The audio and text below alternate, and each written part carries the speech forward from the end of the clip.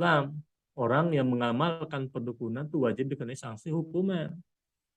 Nah, kalau kita bicara tentang sanksi bagi pelaku perdukunan dalam bentuk sihir, maka dalam perinciannya tiga imam mazhab Hanabilah, Malikiyah, Hanafiyah itu menegaskan hukuman mati bagi pelaku sihir.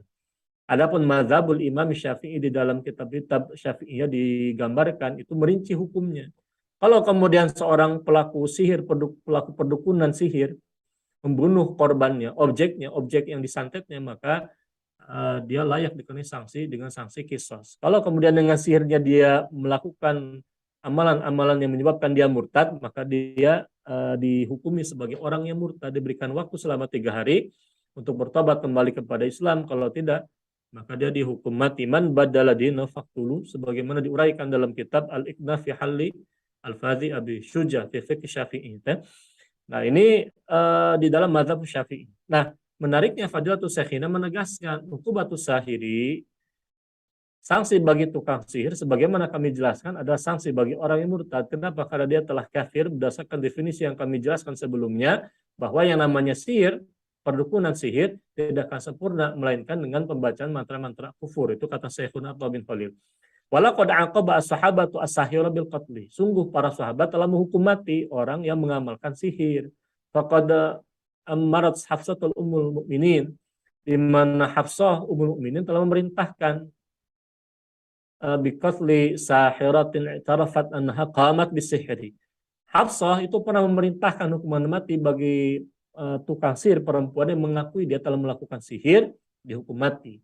Nah, Khalifah Utsman itu pernah kemudian mengingkari keputusan dari Hafsah. Yang diingkari bukan keputusan menghukum matinya, tapi lebih kepada siapa yang berhak memberikan keputusan dia dihukum mati itu adalah khalifah, bukan fulan atau fulana dari kalangan masyarakat itu sendiri. Ini harus khalifah.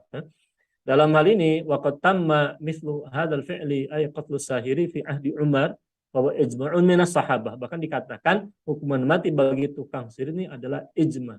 Karena dia adalah sanksi yang diterapkan oleh penguasa tanpa kemudian ada di antara sahabat yang mengingkarinya.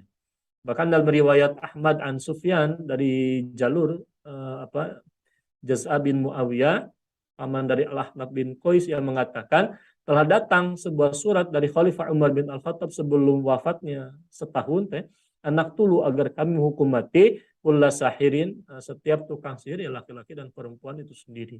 Nah, adapun berbicara tentang praktik sulap, ini menarik. Amma madzakarna min ba'dil a'malil fanniyatil al-khafiyyah. Praktik sulap, kalau sifatnya dengan sulap itu orang kemudian tertipu, orang mengelabui orang lain itu sendiri, menimbulkan doror baginya, maka pelakunya ini allati yugar rorubihan nasu in lam dohlau madakhola. Nah, dalam hal ini ada kalimat sampai fayu'aqibu sahibuha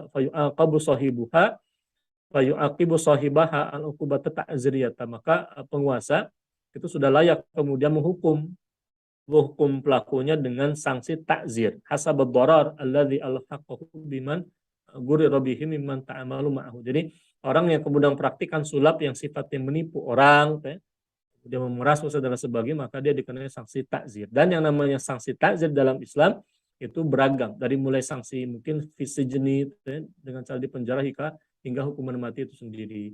Nah, kita memahami fenomena ini, maka betul kata di dalam kitab Ushul Al-Hamidiyah lil Muhaffazatil Islamiyati berbicara tentang penjagaan terhadap akidah umat, kata ulama ini, kata menukilkan hadis dari Al-Mustafa SAW, butuhkan keberadaan khalifah atau al-imam. Wa innamal imamu junnatun, belum menukilkan hadis ini.